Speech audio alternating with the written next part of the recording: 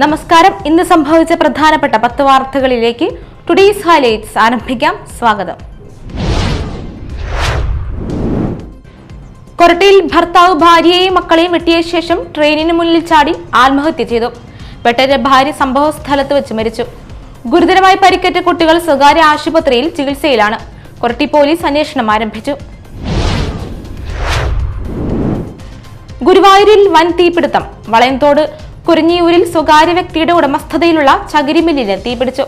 തീയണയ്ക്കാനുള്ള ശ്രമം തുടരുകയാണ്. ഇന്ന് രാവിലെ 10:30-ഓടെയാണ് തീപിടുത്തമുണ്ടായത്. ചകിരിമില്ല് പൂർണ്ണമായി കത്തി നശിച്ചുവെന്നാണ് വിവരം. പൊയ്യപ്പൂപ്പത്തിയിൽ കടയിലേക്ക് കാർ പാഞ്ഞു കയറി കട തകർന്നു. ഇന്നലെ രാത്രി 11:30-നാണ് സംഭവം. പൂപ്പത്തി ജംഗ്ഷനിലെ ഗോപിക സ്റ്റോഴ്സിലേക്കാണ് കാർ പാഞ്ഞു കയറിയത്. ആളപായമില്ല. ഡ്രൈവർ ഉറങ്ങിപ്പോയതാണ് അപകട കാരണം. അഞ്ഞൂർ പാർക്കുടി പൂരത്തിനിടെ ആനയടഞ്ഞു. തിരക്കിൽപ്പെട്ട് 2 പേർക്ക് പരിക്കേറ്റു. പാർക്കുടി അമ്പലത്തിന് സമീപത്ത് വെച്ചാണ് തൊഴാൻ വരുന്നതിനിടെ ആനയടഞ്ഞത്. ആനയടഞ്ഞതോടെ പൂരം കാണാനെത്തിയവർ ചിതറിയോടി. കഴിഞ്ഞ 30 വർഷം മാള പോലീസ് സ്റ്റേഷനിൽ പോലീസുകാർക്ക് ഭക്ഷണം പാകം ചെയ്ത് നൽകിയിരുന്ന അല്ലി ചേച്ചി 70-ാം വയസ്സിൽ ജോലിയിൽ നിന്ന് വിരമിച്ചു.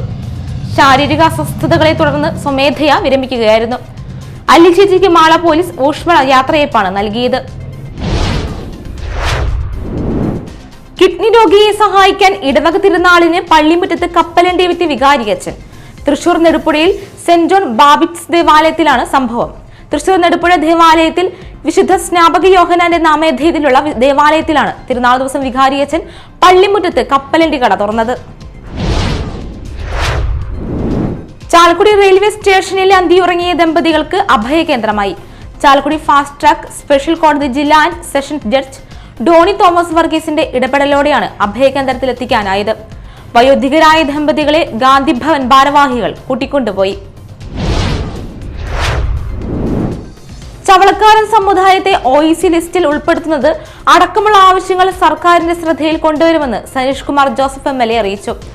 ശ്രീരാമവിലാസം ചവളർ സൊസൈറ്റി പ്ലാറ്റിനം ജൂബിലി ആഘോഷത്തിന്റെ ഭാഗമായി സംസ്ഥാന കമ്മിറ്റി ഒരുക്കിയ സ്നേഹമധുരം പാലപ്പള്ളി SRVCS ഹാളിൽ ഉദ്ഘാടനം ചെയ്യുകയായിരുന്നു അദ്ദേഹം.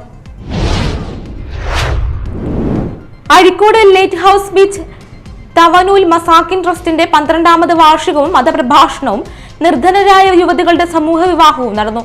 ബെന്നി ബെഹനാൻ MP ഉദ്ഘാടനം ചെയ്തു. CP സ്വാലിക് മുഖ്യാതിഥിയായിരുന്നു.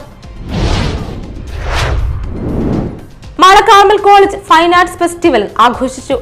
പ്രശസ്ത സിനിമാ താരം കൃഷ്ണശങ്കർ ഉദ്ഘാടനം ചെയ്തു. ഫെബ്രുവരി 8-ന് ആരംഭിക്കുന്ന കൾച്ചറൽ ഫെസ്റ്റ് റിഗാലോ 2024-ന്റെ ലോക പ്രകാശനവും താരം നിർവഹിച്ചു. തുടർന്ന് 2 ദിവസങ്ങളിലായി ഫൈൻ ആർട്സ് മത്സരങ്ങൾ ക്യാമ്പസിൽ നടക്കും. ഹൈലൈറ്റ്സ് വാർത്തകളുടെ വിശദമായ റിപ്പോർട്ട് അടുത്ത ന്യൂസ് റൗണ്ടപ്പിൽ കാണാം. ടുഡേയ്സ് ഹൈലൈറ്റ്സ് ഇവിടെ സമാപിക്കുന്നു. നമസ്കാരം.